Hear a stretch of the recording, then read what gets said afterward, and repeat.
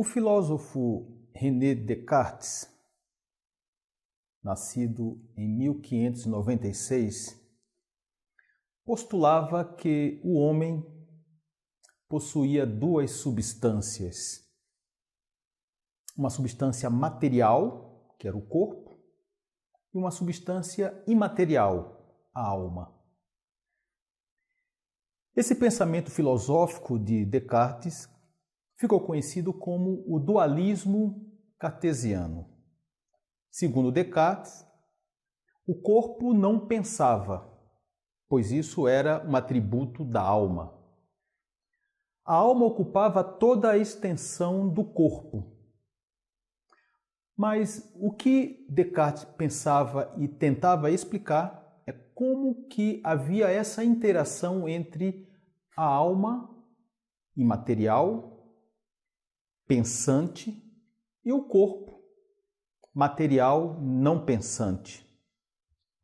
Num dos seus estudos de anatomia, dissecando cadáveres, Descartes se deu conta de que existia uma glândula no cérebro, já conhecida como glândula pineal, que pela sua localização anatômica, uma glândula única,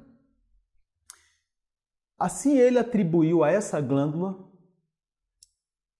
que seria o órgão que gerenciaria esse equilíbrio entre a alma e o corpo. E todos esses estudos e as teorias lançadas por Descartes ficaram todos em cima de uma hipótese que era a pineal como o centro do espírito, o equilíbrio entre o corpo e a alma, portanto, entre a matéria e o espírito, a matéria e a alma. Muitas das outras ciências que foram silenciadas na época da Idade das Trevas, onde se prevaleceu a ideia muito mais teológica, muito mais religiosa do que altamente científica, era muito interessante para que se divulgasse muito mais essa questão da matéria e da alma, uma vez que a matéria ela não tem salvação, ela se deteriora com a morte. Enquanto que a alma ela se depura no momento em que ela sai do corpo e aí sim ela tem um destino que ela mereça ter esse destino de acordo com o que viveu essa pessoa. Portanto, para a época, na Idade das Trevas, que precedeu o Iluminismo, esse dualismo cartesiano foi uma ideia muito interessante. Curiosamente, com o avançar dos estudos, e aí depois vieram as ciências esclarecendo muitas dúvidas e muitas delas desmistificando ideias e teorias, conheceu-se basicamente a função da pineal. Hoje nós sabemos que a pineal é uma glândula do sistema nervoso central única. Ela secreta um hormônio, o hormônio, a melatonina, com alguns estudos já demonstrando a sua ação como imunomodulador, como anti-inflamatório, como antitumoral e principalmente pelo estudo mais avançado, mais conhecido que se tem da melatonina, da pineal, que é o estudo da cronobiologia, o processo sono-vigília no ciclo circadiano. É muito curioso que algumas crenças, algumas seitas, até terapias holísticas, falam muito ainda sobre o equilíbrio mente e corpo, ou seja, é uma ideia cartesiana, dualística.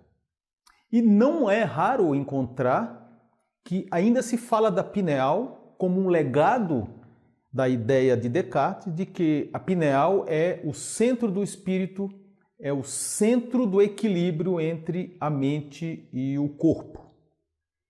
E interessante é que ainda há algumas pessoas que divulgam ideias sobre a pineal, pessoas ligadas a seitas, a religiões. Inclusive, recentemente, houve uma divulgação de que a pineal estava sendo estudada e investigada, não cientificamente, como um órgão que iria produzir a DMT, a substância ativa do chá ayahuasca.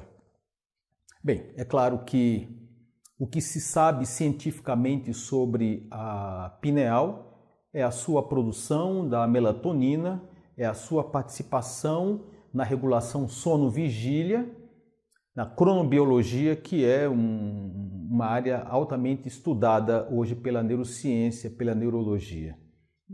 Mas Descartes deixou esse legado, né, desse dualismo mente e corpo, e como ele atribuíra a pineal como centro que gerenciava essa interação mente e corpo, ainda hoje se fala da pineal de um tom extremamente místico, com crenças de que uma meditação é capaz de ativar a pineal, que situações até de hipnose seria capaz de ativar a pineal e produzir situações onde houvesse sim um equilíbrio entre a mente e o corpo. Uma visão que já vem de 1596, imagine o tempo que essa ideia ainda está perpetuando no dualismo atribuído à ideia de Descartes.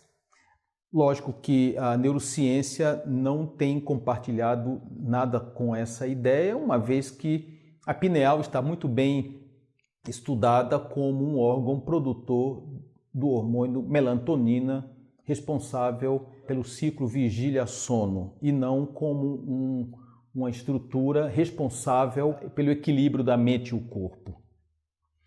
Mas esse foi o legado que René Descartes deixou e que muitos ainda estão seguindo, sem verdade científica, sem nenhum embasamento que possa demonstrar qualquer tipo de credibilidade nessas afirmações.